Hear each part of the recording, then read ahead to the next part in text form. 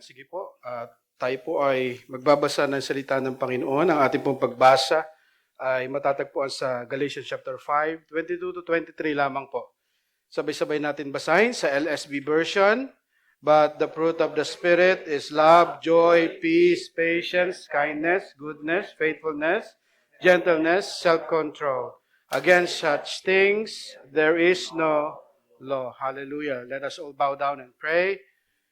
Thank you, Jesus. We worship you. Hallelujah. We magnify your name, Lord Jesus. Thank you, Lord. Hallelujah. Thank you, Jesus. Patuloy ka naming sinasamba, Panginoon, aming amang nasa langit. Tunay po na napakabuti niyo po, Panginoon, sa amin. Lord, sa kabila ng mga pagkukulang po namin, sa kabila, Panginoon, ng hindi po kami tapat sa inyo, ikaw po ay nananatiling tapat sa amin. Ang pag-ibig niyo po ay walang hanggan, Panginoon.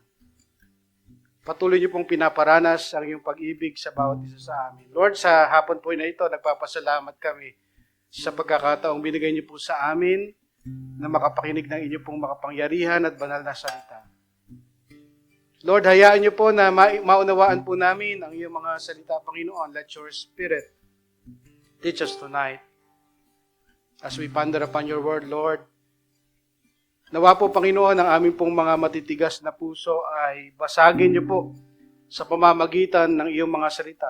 Sabi ng iyong salita, Panginoon, the word of God is like a hammer, Panginoon, na babasag sa aming mga puso. At ito rin po ay tabak na magkabilang ay talim na magpe-penetrate sa aming mga puso, sa kaibuturan ng aming mga puso, Lord. Salamat po, Panginoon. Nawa po ay patuloy na ikaw lamang ang maitaas sa aming kalagitnaan, Panginoon. Ang iyong mga gawa, Panginoon, ang maitanghal sa aming mga buhay, hindi po ang aming mga gawa. Salamat po, sa iyo po ang papuri pagdakila. Sa pangalan ni Jesus, ang lahat ay magsasabi ng Amen. Palakpakan natin ang Panginoon. Thank you, Jesus. Hallelujah. Kamusta po ang bawat isa? Amen. Nadinig ko kanina, hindi ko kasi ano daw ngayon, Mother's Day. Ang dami kasing Mother's Days. Meron pong UAE, merong international. Ano ba ngayon? International? UAE, yun. UAE Mother's Day. Happy Mother's Day po sa mga kananayan po natin. Amen. Purihin ang Panginoon sa inyong mga buhay. Nakikita ng Panginoon ang inyong mga pagpapagal. Yung mga sacrifice po na ginagawa ninyo para sa inyong pamilya ay nakikita ng Panginoon at ipagpapalain po kayo ng Panginoon sa lahat ng aspeto ng inyong buhay. Amen? Happy Mother's Day. Praise God. Amen. Tayo po ay mag-aaral na ng salita ng Panginoon. Alam niyo po ba yung ating pinag-aaralan? Baka nakalimutan niyo na. Ang title po ng ating series ay Freedom in Christ. Pinag-aaralan po natin yung Book of Galatians. From chapter 1 hanggang pong matapos tayo sa chapter 6. Natatandaan niyo po ba ang mga pinag-aaralan po natin? Nakita po natin na sa Book of Galatians, ang dinidil po ni Apostol Pablo rito ay yung mga tinatawag na, yung particularly yung false gospel. Ang false gospel na inaatake po ni Apostol Pablo rito ay yung gospel ng ng gawa. Yung na ang tao ay maliligtas sa pamamagitan ng sarili niyang mga gawa o pagtupad sa kautusan. Okay? Yun po yung kasi nga makikita natin sa storya, sa context, hinanap ng context. Medyo nagpi-feedback. Sa istorya, sumulat po si Apostol Pablo sa mga taga-Galatia o Galatia, dahil po meron niyang nakakapasok na false gospel. Makikita rin po natin sa Galatians chapter 1 verse 8, ano po sabi ron?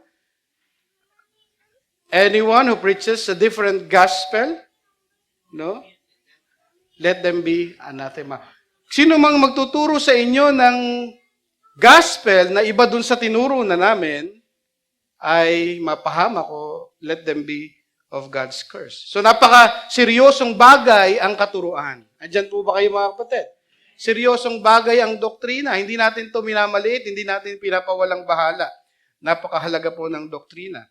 So before I continue, gusto ko lamang po i-share yung ating pong isang bagay na na-encounter ko today sa social media, no? Eh, alam niyo naman na medyo active tayo sa social media. Ano, praise God. Last week na pinag-aralan natin at sinabi ko po sa inyo na kapag ang ating pong kaalaman sa gospel o ang unawa po natin sa gospel ay nakapagliligtas ang mga mabubuting gawa, ano pong sabi natin? Magiging self-righteous tayo. At ang pagtingin natin sa iba ay maaapektuhan. Pagka hindi po natin nakikita na yung iba parang hindi katulad ng ating mga ginagawang kabanalan, titignan po natin silang mga hindi ligtas. So ito po, na-encounter ko lang kasi naalala ko, ito mismo yung tinuturo ko eh. Ito po, i-share ko sa inyo. Kasi nag-post ako about ang isang tunay na mananampalataya, pinananahanan ng banal na espiritu, ay hindi papasukin ng masamang espiritu, hindi mapoposes. Yun po yung pinost ko eh. So maraming nagko-comment.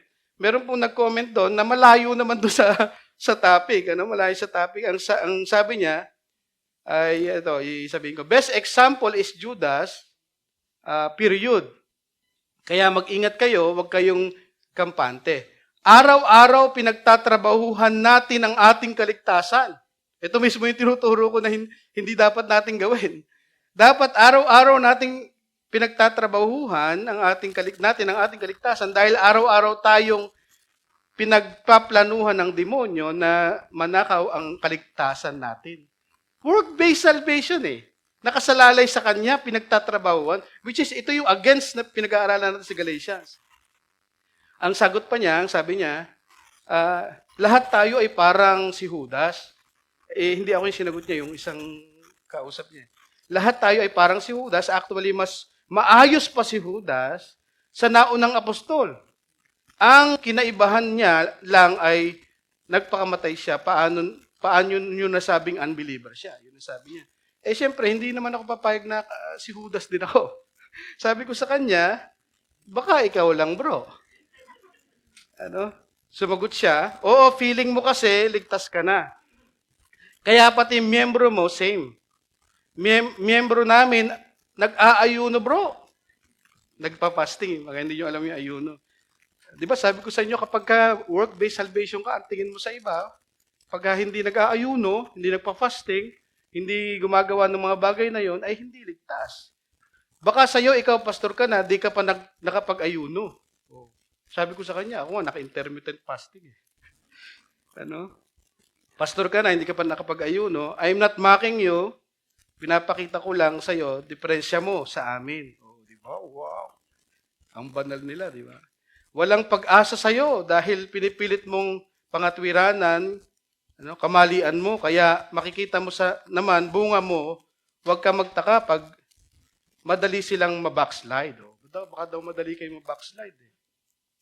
Tapos sabi ko, oo, sure ako sa kaligtasan ko kasi ang assurance ko nasa ginawa ni Kristo, hindi sa aking mabubuting gawa. Bakit tayo may assurance ng salvation? Dahil ba mabuti tayo? Ito nga yung tinuturo ng Galatians. Hindi. Dahil sa ginawa ni Kristo. O, sagot niya, wala ka namang ginawa, hindi ka nagpupuri, wow. Hindi ka nag-aayuno. Paano mo masasabing iniibig mo ang Diyos?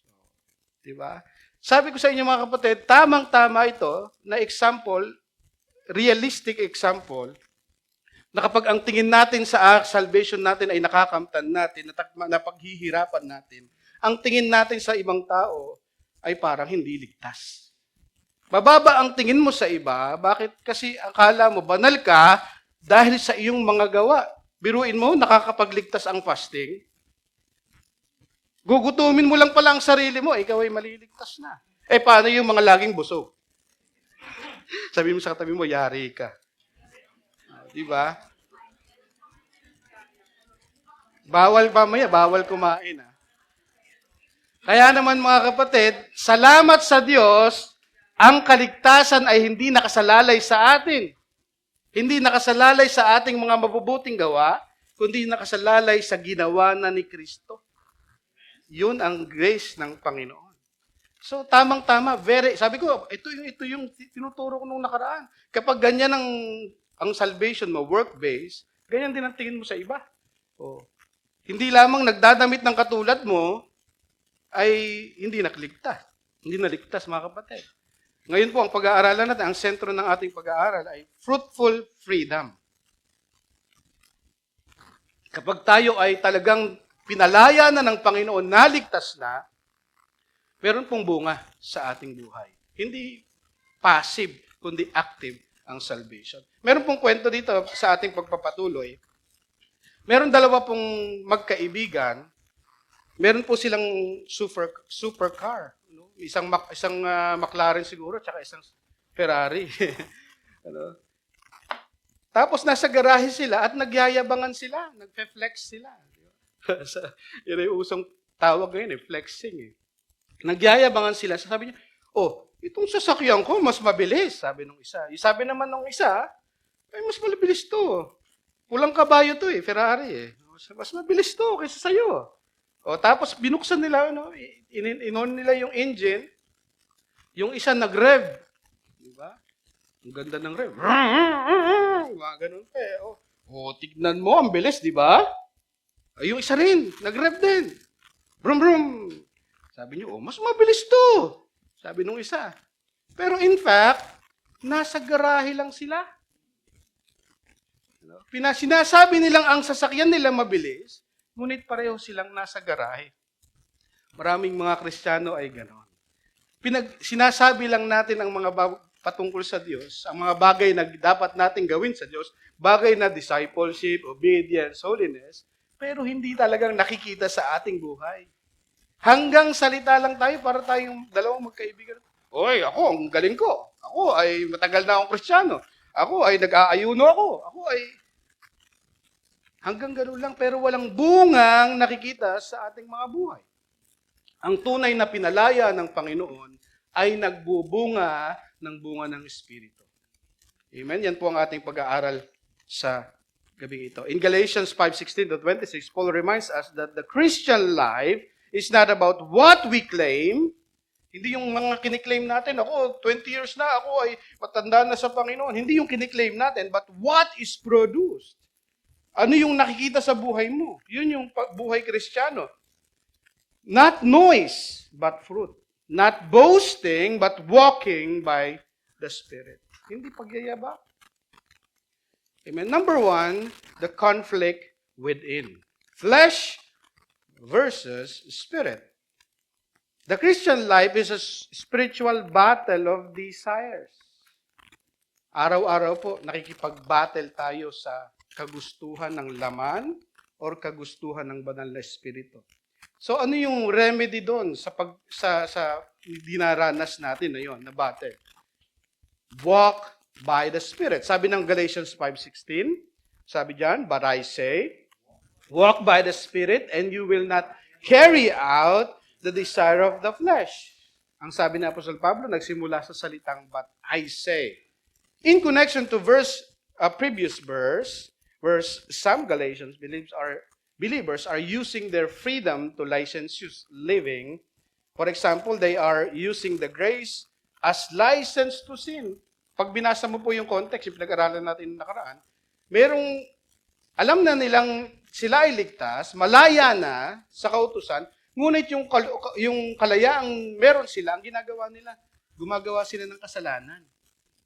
So sabi ni Apostol Pablo, but I say. So yung remedy doon sa pagiging paggawa ng kasalanan dahil inaakala mo na ikaw ay malaya na, o yung tinatawag na licentious living. Ibig sabihin po nun, mga kapatid, ginagawa mong lisensya yung kaligtasan mo, ay hindi ligtas naman ako, gagawin ko lahat ng gusto ko. Yun yung sinasabing licentious living. Believing that because they are already free, they can do whatever they want. As a result of this false gospel, they bite and devour one another. Nag-aaway-away . Bakit? Kasi nga, they are doing whatever they want. Oh, no, okay lang. Baka offend ako. Wala akong pakialam sa kanila. Malaya na ako . Mali. Yes, malaya tayo, pero dapat meron tayong bunga ng Espiritu.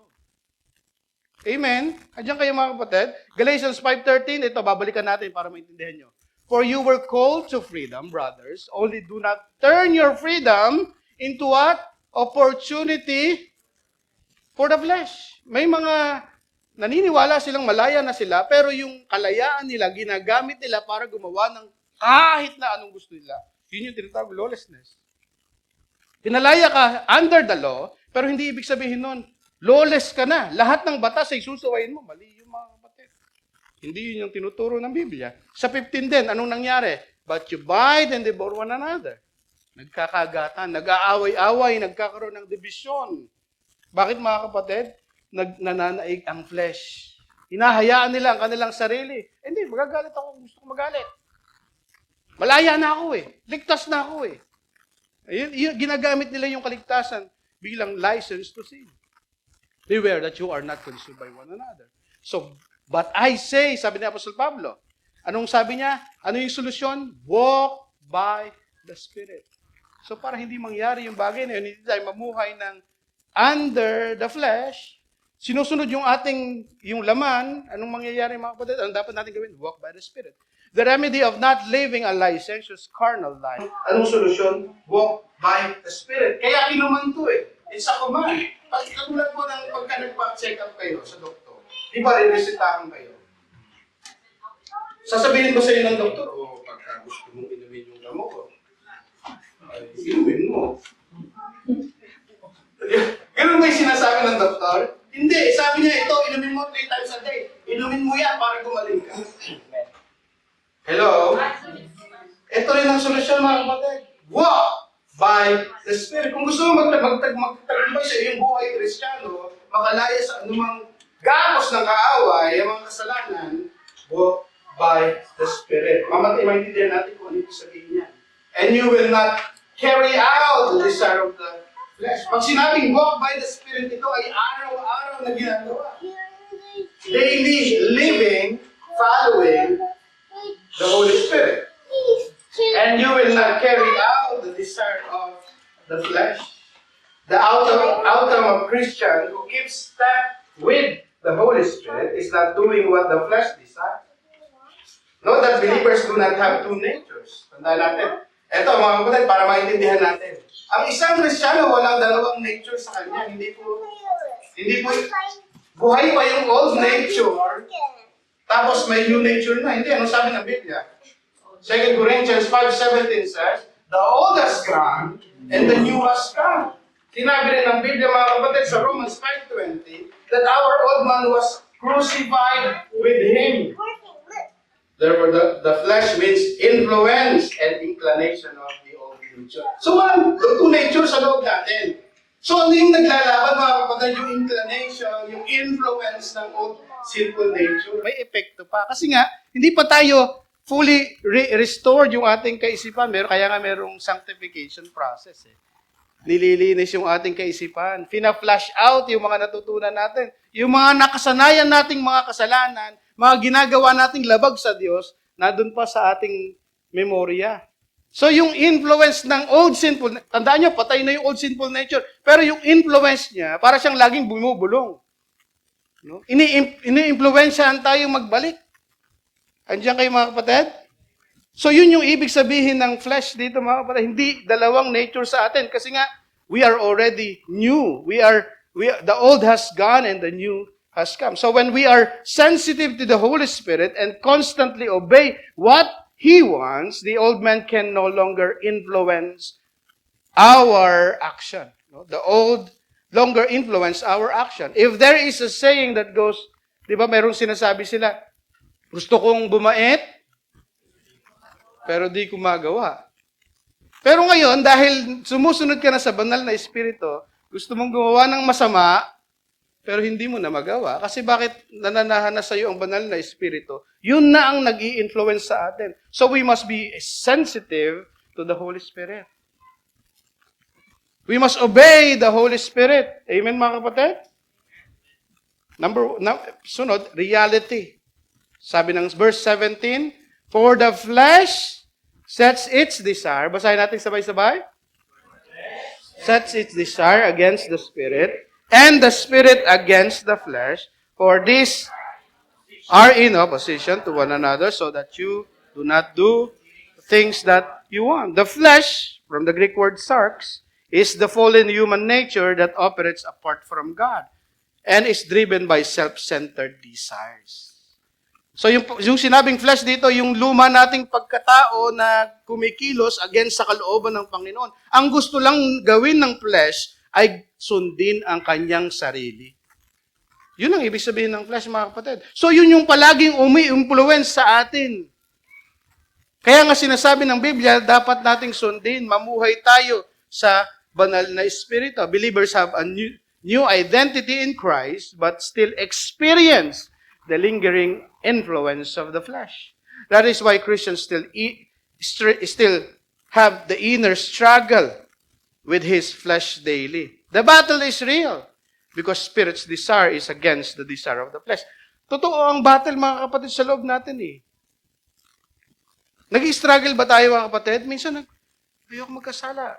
Di ba? Gusto kong sumunod sa Panginoon. Pero nadadapa tayo, mga kapatid eh. Kasi nga, nandun pa yung influence, yung suggestion, yung lingering effect ng ating old sinful nature. The struggle within us, the struggle with sin is not your enemy. It is often the evidence that the Spirit is within you. Minsan sasabihin natin, nag-struggle po ako, Pastor, nahihirapan po ako eh. Buti nag-struggle ka pa. Kasi kapag hindi ka na nag-struggle, wala na yung conviction ng Holy Spirit. Ibig sabihin, wala yung Holy Spirit talaga. Pag gumagawa ka ng kasalanan na mapasaya ka pa, hindi ka na nakukonvict, yun ang delikado. Kasi sabihin, Pastor, medyo nag-struggle pa ako. Medyo nahirapan pa po ako. Praise God, medyo pa, nararamdaman mo pa. Yung pangungusap ng banal na espiritu, yung conviction ng banal na espiritu. Kasi pag wala na, ginagawa mo na lang lahat ng ginagawa mo na labag sa kalooban ng Panginoon, hindi wala yung banal na espiritu sa'yo. So, it's good indication. The real danger is not the fight, but the silence. Pag wala na yung struggle. Pag naging tahimik na, ginagawa mo na lang yung gusto mong gawin. Yun ang problema. When conviction fades, when the heart grows numb, that may mean you are drifting, or worse, the spiritual life was never there at all. So ano yung result nun? Result ng led by the Spirit, not under the law. Galatians 5:18, basahin natin, but if you are led by the Spirit, you are not under the law. All true believers have the Holy Spirit, and as we are led by the Spirit, we are no longer under the law as the basis of our righteousness. Ngayon, ano yung basis ng righteousness natin? Ano yung basis ng paggawa natin ng kabutihan? Ay ang banal na espiritu. Hindi na law ang nagdadrive sa'yo. Hindi. Tutuparin ko yung kautusan para ako ay maging katanggap-tanggap sa Panginoon. Susunod ako sa mga batas para ako ay maging acceptable, maging anak ng Diyos. Hindi na yun yung nagdadrive sa'yo. Banal na espiritu na ang nagdadrive sa atin para gumawa ng kabutihan. Bakit ka sumusunod sa Panginoon? Bakit ka nagsisimba? Dahil, hindi, baka, Pastor, nagsisimba ako palagi, baka mapunta ako sa impyerno. Mali! Hindi yung law, hindi yung rules and law ang nag-define sa'yo, nag-drive sa'yo para gawin yung kabutihan. Bakit ka tumutulong sa mahihirap? Biruin nyo, may mga religion. Yun ang tinuturo, tumulong sa mahihirap. Magbigay ka, para ano? Makadagdag points sa langit. Kapag hindi, minus points sa langit na ako din. So all true believers have the Holy Spirit and we are led by the Spirit. We are no longer under the law as the basis of our righteousness, but under grace. So Spirit-led believers do not operate in work-based righteousness, self-reliance, or self-effort. Tandaan niyo ito, mga kapatid, palagi. Ito yung tinuturo, ito ang sentro ng Galatians. Namumuhay ang isang Kristiyano sa pamamagitan ng pananampalataya. Hindi sa self-effort at hindi sa self-reliance. Hindi ka nakasalalay sa iyong sarili. Hindi ka mabuti dahil mabait ka. Hindi ka mabait dahil mabuti ka. Hindi dahil sa sarili mong gawa kaya ka mabuti. Hindi dahil sa sarili mong gawa kaya ka banal. Kundi dahil sa ginawa ng Panginoong Jesucristo. Nagagawa mo lahat ng yan dahil sa biyaya ng Diyos. Hindi yung, ako, Kristiyano ako, matatag ako, kayang-kaya ko yan. Yan nga yung nilalabanan ng Book of Galatians. We cannot win the battle with self-effort. Hindi mo kakayanin ng iyong sarili lang. With self-effort. We need to rely on Christ. We need God's grace every moment of our lives. Kailangan natin lagi ang biyaya ng Diyos. Lord, hindi ko po kayang pagtagumpayan ng kasalanan na ito. Kailangan ko po ang biyaya mo. Tulungan niyo po ako, Panginoon. Nandiyan kayo, mga kapatid. Hindi self-reliance and self-effort. The Holy Spirit leads all believers, but believers must continually walk by the Spirit. Dalawa yung word na ginamit ni Apostle Pablo. Those who are led by the Spirit are children of God. Those who are led by the Spirit are sons of God. Yun yung mga laging ginagamit eh. But, sabi ni Apostle Pablo, we should walk by the Spirit. So, nililid tayo ng banal na Espiritu. Sinasabi niya sa atin ng tamang daan, pero dapat kang lumakad. Dapat tayong sumunod sa naisin ng banal na Espiritu. Mayroong isang desisyon na dapat gawin ang sabi sa iyo ng banal na Espiritu. Kailangan kumanan. Ikaw, kamakaliwa. You must walk by the Spirit. Nililid ka na nga ng banal na Espiritu. Dapat you need to walk by the Spirit. So grace-based living says, I depend on the Holy Spirit and therefore I obey. Yun yung grace life, mga kapatid. Yun yung grace living, grace-based living. Anong ibig sabihin? Dumidepend ka sa banal na Espiritu. I depend on the Holy Spirit. And therefore, you obey. Kaya ka sumusunod kasi nakadepende ka sa Holy Spirit. Sumusunod ka sa nais ng banal na Espiritu sa buhay mo. But law-based living says, I rely on myself to obey and be accepted. Yun yung law-based. Naka-law-based ka pa rin. Ay, para maging accepted ako, kailangan ko sundin yung kautusan. Kailangan kong gawin yung mga bagay na ito para maging katanggap-tanggap ako sa Panginoon. Law-based yung iyong living. So stop relying on your ability to live a holy life. Or trying to overcome sin without the Spirit is like trying to push a broken car uphill alone. Diba? Sino nakaranas na sa inyo magtulak ng sasakyan? Nakaranas na kami na magtulak ng sirang sasakyan. Eh. Diba? Tapos uphill pa. Pataas pa. Ganun daw ang buhay na nakabase sa kautusan. Sa self-effort. Sinusubukan mo, nahihirapan ka, hanggang ma-burn out ka, kakasubok. Yun yung ginagawa natin. We are trying to overcome sin sa pamamagitan ng ating self-effort. Hindi kakayanin ko to. Magbibigil lang ako ng konti. Hindi kaya ko to. Wala ang banal na Espiritu. Hindi ka umaasa, nagre-rely sa grace ng Panginoon. Lord, tulungan mo po ako. Hindi mo kakayanin, mga kapatid. Eventually, you will collapse from exhaustion. But the Holy Spirit empowers believers to walk in obedience. Itong maganda, yung banal na Espiritu mismo, ang magbibigay sa atin ng kakayanan na mapagtagumpayan ang mga kasalanan sa ating buhay. Hindi sa pamamagitan ng self-effort. So that's the conflict within. Yung desire ng banal na Espiritu o yung desire ng ating lumang pagkatao. Yung influence, yung suggestion ng lumang pagkatao. Alin ang susundin natin? Walk by the Spirit. Sabihin mo sa katabi mo, walk by the Spirit. Pangalawa, the contrast of fruit. Ito, maganda mga kapatid, pinagkumpara ni Apostol Pablo yung epekto ng sinusunod natin, yung suggestion, yung influence ng laman at ang banal na Espiritu. Verse 19 to 21, sabi diyan, basahin natin. Now, the deeds of the flesh are evident.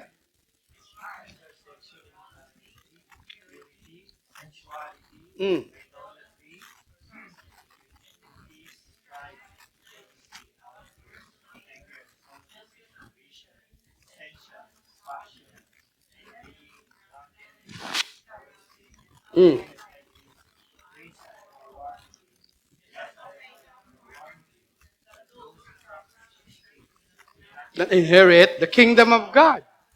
Sabi ni Apostol Pablo, now the deeds of the flesh are evident.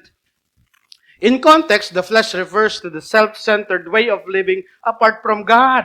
So tandaan niyo, pag sinabing flesh dito, yung self-centered living apart from God, namumuhay ka ng sarili mo. Namumuhay ka ng lakas, sarili mong effort. You are trying to earn the salvation apart from God, apart from the grace of God.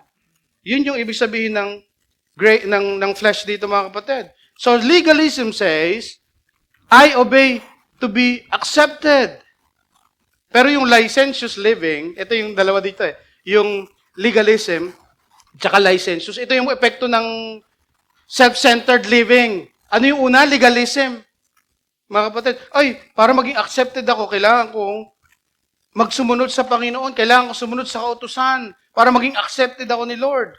Pero yung licentious living, ito ang kaibahan. Anong sabi niya? Because I am accepted, obedience doesn't matter.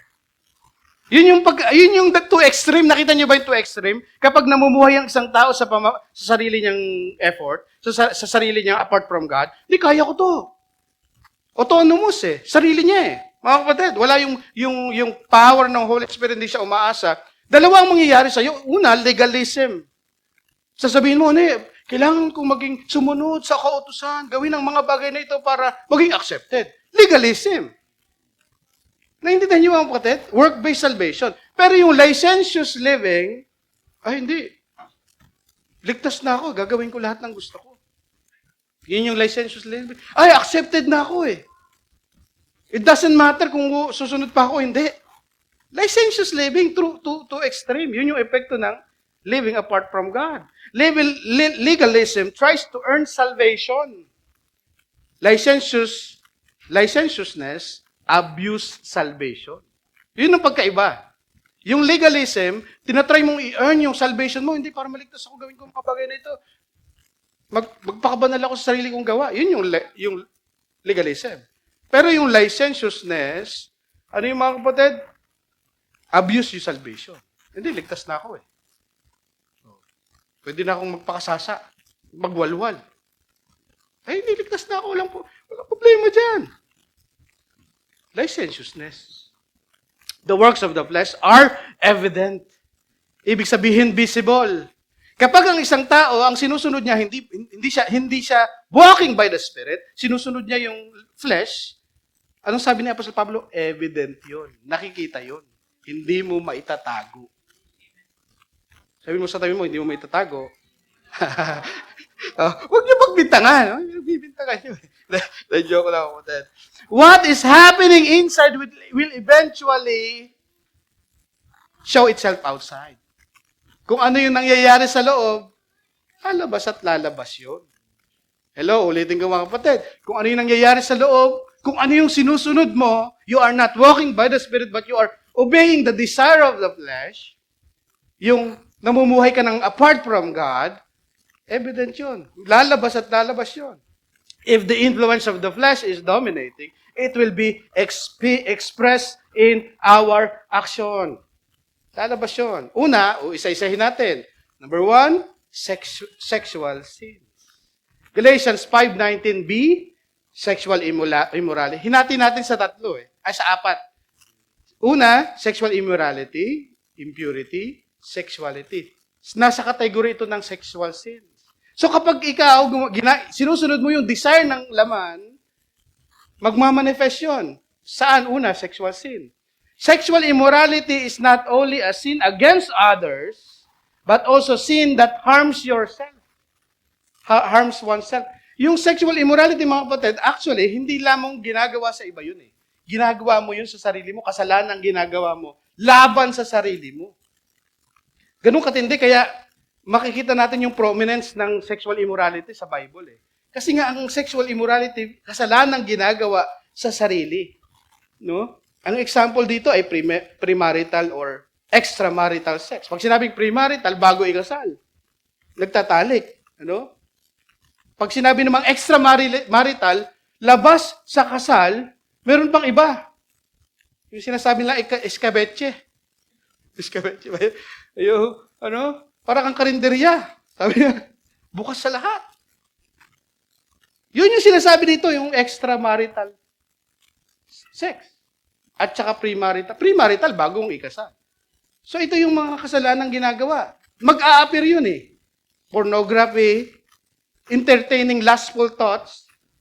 Pag sinabing entertaining lustful thoughts, nakaisip ka. Oh. Tapos in-entertain mo. Okay lang yung minsan makaisip ka, nakakita ka, nakaisip ka. Pero pag in-entertain mo, problem na yon. Okay, nakakita ka. Nandyan di ba? Ang masama, tinitigan mo, tapos ang dami mo nang tumatakbo sa isip mo. Kasi nandyan Hindi mo naman pwedeng, lumayas ka dyan. Di ba? Hindi mo pwedeng palayasin yung tao. Kunwari, maiksi yung damit. Hindi mo pwedeng tumabi ka nga dyan. Hindi mo pwedeng ganun Nandyan Ang problema, pag tinitigan mo, tapos kung ano-ano nang naglaro sa iyong kaisipan, yun yung kasalanan. You are entertaining lustful thoughts. O sa Facebook ngayon, mga kapatid, very digital na ang kasalanan Ang bilis Ang daming makikita. Ang hinahanap mo, for example, ang hinahanap mo, scooter o bike, naghahanap ko si Karis ng bike sa market, sa market hanap ka ng bike. Biglang may mga babaeng parang half naked pambihira, di ba? Facebook market, ano ba binibenta nyo dyan? Anong binibenta nyo? Di ba? Ang masama, okay, in-entertain mo yung lustful thoughts. Yun yung sinasabi dito mga kapatid. Flirting with someone not your spouse. Kasalanan din mga kapatid. Nakikipag-chat, hindi naman asawa. Kung ano, hanggang magdamag, hindi mo pa naman asawa, di ba? Nakikipag-chat. Diba? Flirting yun sa katrabaho, yan ang laging problema. Sa katrabaho. Normalizing immoral lifestyle. Yun yung number 1, sexual sins. Pangalawa, spiritual sins. Ano yun? Galatians 5:20, idolatry and sorcery. Ang sorcery, ano yan? Part of idolatry yan mga kapatid. Idolatry flows from God, displays heart. Bakit ka sumasamba sa iba? Bakit ka sumasamba sa Diyos-Diyosan? Maging ang iyong sarili, ginagawa mong Diyos-Diyosan. O yung ibang tao, ginagawa mong Diyos-Diyosan. Because it is a God-displaced heart. Ibig sabihin, inaalis mo sa trono si Lord. Pinapalit mo ang ibang Diyos-Diyosan. Ang ibang tao, ginagawa mong Diyos. So yung idolatry. These sins reveal both a distorted view of God and self-centered heart. When God is no longer at the center, self takes throne. Ang nangunguna ay sarili. Ang naghahari ay sarili. So yun yung pangalawang kasalanan, spiritual sin. Which is idolatry. Pagsamba sa Diyos-Diyosan at saka sorcery, pangungulang. Pangatlo, ito yung relational sins. Nag-a-appear. Galatians 5:20 hanggang 21, enmities, strife, jealousy, outbursts of anger, self-ambition, dissension, faction, envying. So ito ang warning dito mga kapatid. Galatians 5:21, of which I forewarn you, just I have forewarned you, that those who practice, everybody say practice, such things will not inherit the kingdom of God. Hindi daw makakapunta sa langit, hindi ka paghaharian ng Diyos, hindi ka maliligtas. Bakit? Anong sabi dito? Bakit? The word practice is from the Greek word praso, which means to perform repeatedly or habitually. Ibig sabihin, itong mga kasalanan na ito ay naging buhay mo na. Naging normal na lang sa'yo. Hindi ka na nakukonvict. Anong sabi ng Biblia? Winawarningan tayo, those who practice. Naging habit mo na, buhay mo na ang mga bagay na ito. Sabi, you will not inherit the kingdom of God. Those who are not led by the Spirit, who lives under the law, who rely on their self for salvation, their lifestyle is practicing such things mentioned above. Ito yung buhay niya. And pang-apat, 1, 2, 3, 4, pang-apat na kasalanan ay sin of excess. Ano yung mga sin of excess? Drunkenness, carousing, and things like this. Many people argue that biblically speaking, drinking alcohol is not a sin, which is perfectly correct. Sasabihin nila, hindi naman kasalanan uminom. Okay. Tama naman hindi naman sinabing kasalanan yung uminom Ano bang pinagbawal? Maglasing. Diba? But, the formulas of modern alcohol are designed to be addictive. Yun ang problema. Yung mga modern alcohol ngayon na inumin, isang tagay, lasing agad. Isang tagay, umiiyak na. Bakit ako iniwan? Isang tagay, walang kasing antindi ng concentration ng alcohol eh. Naintindihan niyo ba? Okay, hindi kasalanan ng sinabi ng Biblia, hindi naman kasalanan, uminoy ang kasalanan paglalasing. Eh kaso mo, konting tikim, konting lagok, hanggang kailan? Yung pag malalasing. Di ba? We need to consider those things. Pag nagde-decide tayo sa conviction natin, ano ba? Tatagay ba ako? Hindi. Di ba? Eh, ang problema yung iba, mababa ang alcohol tolerance. Ilang lagok lang, nagsasalita na ng nagtatangs na. Di ba? So, ingat din tayo. Dahil, di ba, mga kapatid? Some are drunk even a small amount. So, it is wisdom not to even begin with. Sabi nga ng kanta, nagsimula sa patikim. Ano? Pinilit kong gustuhin. Bisyo'y nagsimulang lumalim. Ngayon, ang hirap ng tanggalin. O kasi, sinimulan mo pa. So, it's a wisdom thing na huwag mo nang simulan kung alam mo namang hindi mo kayang kontrolin. Di ba? Yes, it's not sin. Ang kasalanan ay drunkenness. Pero kung maiiwasan mo, dahil hindi mo naman alam ang sarili mo, mas maganda. No? Naalala ko tuloy yung isang, hindi ko nasasabihin, hindi ko sasabihin yung pangalan. May isang kapatid, sabi niya, hindi po, pampatulog lang. Ito, leader ng simbahan to. Hindi, pampatulog lang, kaya po ako, Tapos, nung pumunta kami sa bahay nila, kasi maglilinis kami doon sa bahay nila, tapos magbebenta ng mga bote, abay, napakaraming bote. Abay, napakarami. Ilang bote kaya bago nakakatulog? So, pwede nating sabihin, okay lang, pero mamaya, apektado ka na pala, alcoholic ka na. So, maging maingat din tayo, mga kapatid. Hindi tayo under the law, hindi tayo legalistic, pero merong wisdom na tinuturo ang Biblia. Sabi nga ng Proverbs, wag mo nang tignan. Mapang-akit ang alak. So merong wisdom na kailangan tayo. So anong ibig sabihin din dito ng carousing? The Greek word carousing comes from the Greek word komos. A loud nighttime street celebration of drinking, singing, and revelry, often tied to pagan festival. Yung word dito na ginamit, yung carousing, ang ibig sabihin pala nun, talagang walang habas na pagpaparty. So ito yung sinasabi ng Biblia na epekto ng living in the flesh. Over time broadly means any wild, excessive partying. Yun yung sinasabi rito. So, epekto na evident sa living in the flesh. You may say you are saved because your vices are not mentioned. So, pastor, buti nila, sabi doon, drink, ano sabi niyo mga kasalanan? Drunkenness, carousing. Problema, ang sabi doon, and things like this. Sabi mo, pastor, nag-UUC ako, change smoker ako, hindi nabanggit doon, ligtas ako. Problema, sabi doon, and things like this. So, fill in the blank. Lahat ng excess na ginagawa natin, kasama rito, mga kapatid. So, yun yung epekto, yung evidence ng we are walking saan? Sa flesh. Sa nais ng flesh. So, sunod, the fruit of the Spirit. Galatians 5:22. But the fruit of the Spirit is love, joy, peace, patience, kindness, goodness, faithfulness, gentleness, self-control. Against such things, there is no law. The fruit of the Spirit is organic and not artificial. Ito ang kagandahan. Kasi tayo ay led by the Spirit, lumalakad lang tayo sa kalooban ng banal na Espiritu. Hindi natin pinipilit. Hindi artificial. Yung bungang artificial, parang ilalagay mo lang. Parang pampaganda. Artificial. Pero ito ay bunga. Kusang lumalabas. Bakit? We are led. We are indwelt by the Spirit. Nasa atin ang banal na Espiritu. So dapat nagbubunga ng fruit of the Spirit. We do not manufacture. Hindi tayo nag-manufacture. It is not attained by self-legalistic and religious.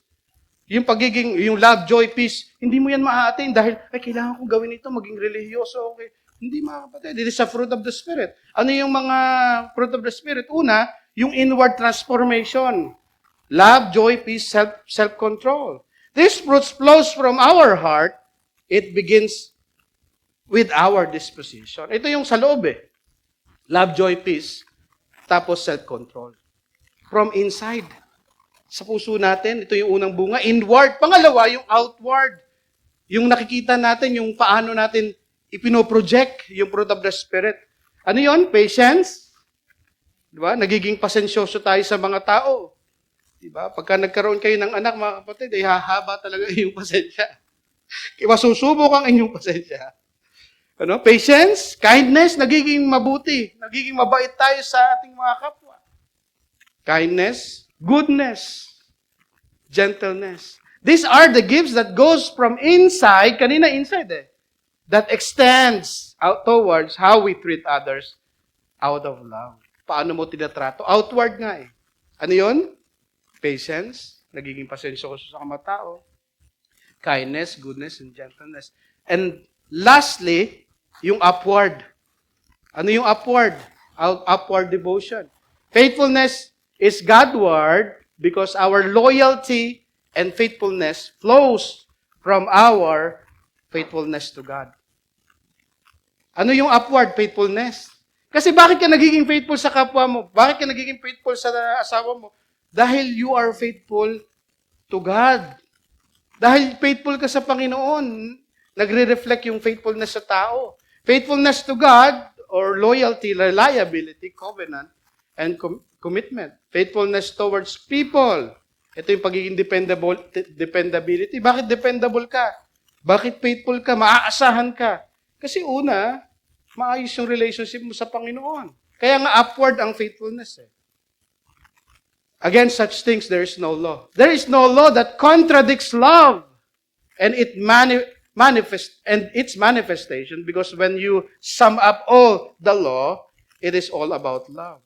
Di ba? Yung mga Judaizers, ay, law, kailangan sumunod sa kautusan para maligtas. Pero itong kagandahan nito mga kapatid, if you are led by the Spirit, you are walking by the Spirit, there is a fruit of the Spirit.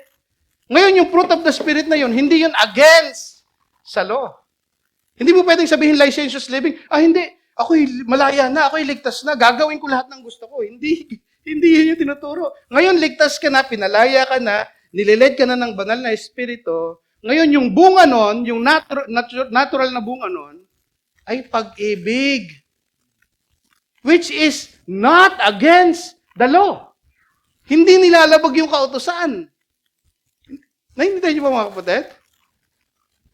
Hindi siya sabi, ay, ligtas na ako. Pinapangunahan ako ng banal na Espiritu. Ay, hindi. Gagawin ko yung mga kalabag sa kalooban ng Panginoon. Hindi. Bunga nga ng Espiritu, yung love eh.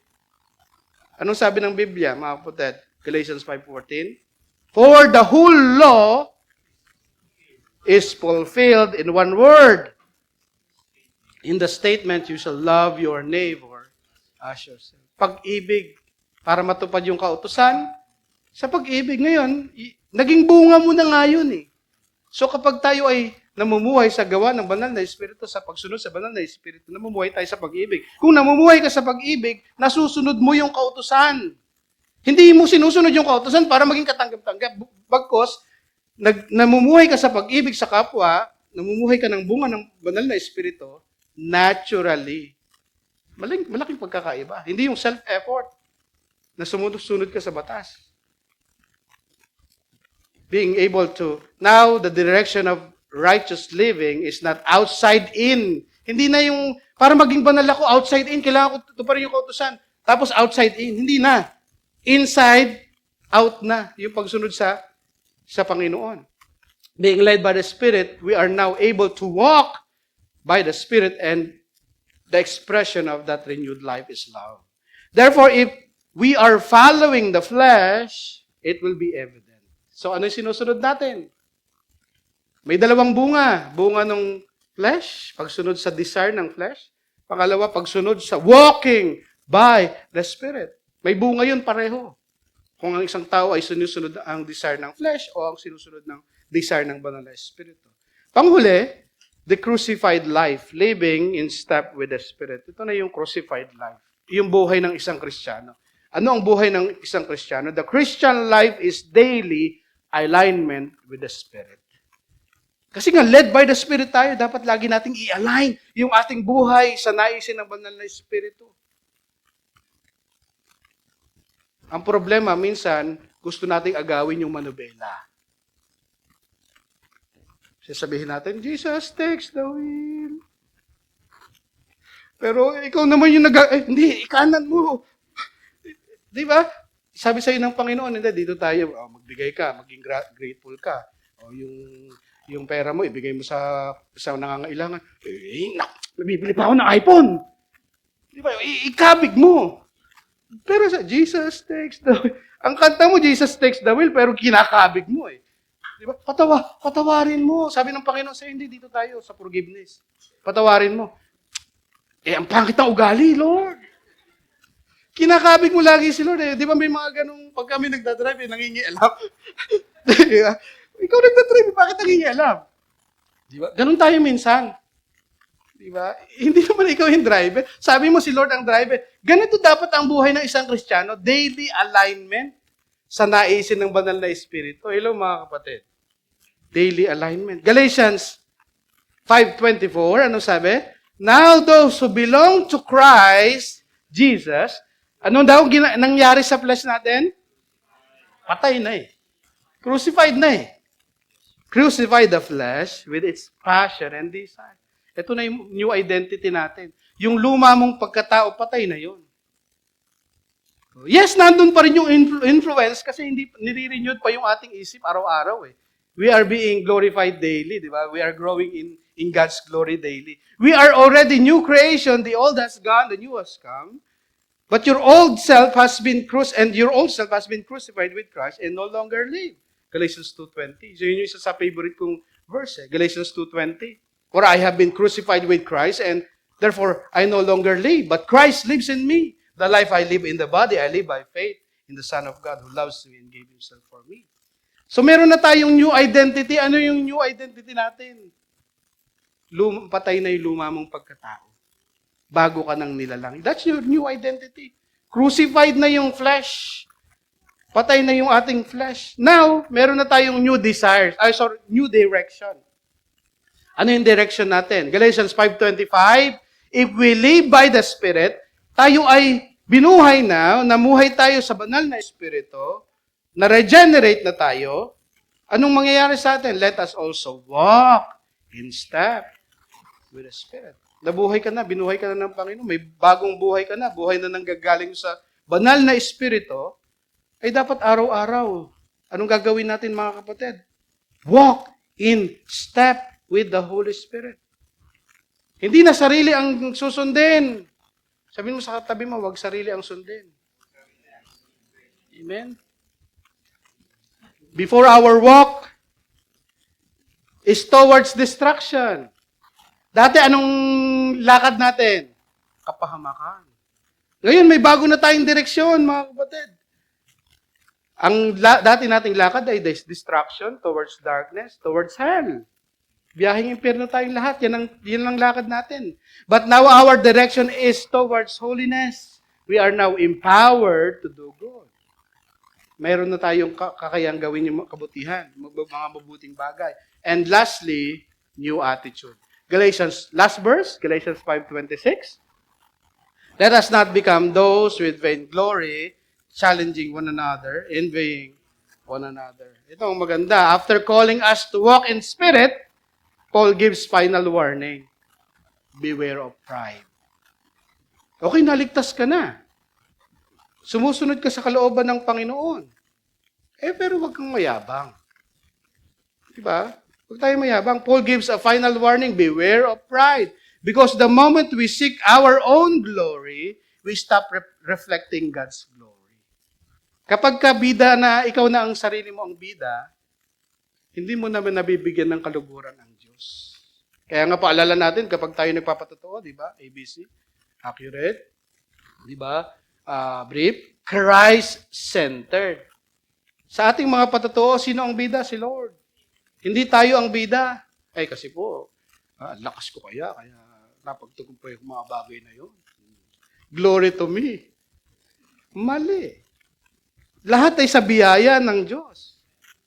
And instead of loving one another, we begin provoking and envying one another. Kapag ka mayabang, mga kapatid, magkukos ng problema sa simbahan at sa kapatid. Kasi tinataas mo na ang sarili mo, nagkakaroon na ng tinatawag dito ni Apostol Pablo, provoking and envying one another. Nagkakaroon ng selosan, inggitan, nagkakaroon ng provocation. Pag sinabi provocation, china-challenge. Nagkakaroon ng challenge yan. When we start seeing ourselves as high and mighty, tinitingnan natin yung ating sarili na matataas, napakabanal na, we will inevitably look down on others. Pag ang taas-taas na ng tingin mo sa sarili mo, pag ma-pride ka na, ito yung last warning ni Apostol Pablo eh. Okay, niligtas tayo ng Panginoon, pero hindi yan dahil sa glory natin, it is all by God's glory, by God's grace. Kapag nagkaroon tayo ng pride, mataas na ang ating tingin natin sa ating sarili, ano mangyayari sa tingin natin sa kapwa natin? Mababa. Mababa ang tingin natin sa iba dahil masyadong mataas ang tingin natin sa ating sarili. Yun ang nangyayari. Yung paano natin itrato ang iba. Let me close this message, mga kapatid. The Christian life is not about effort, but surrender.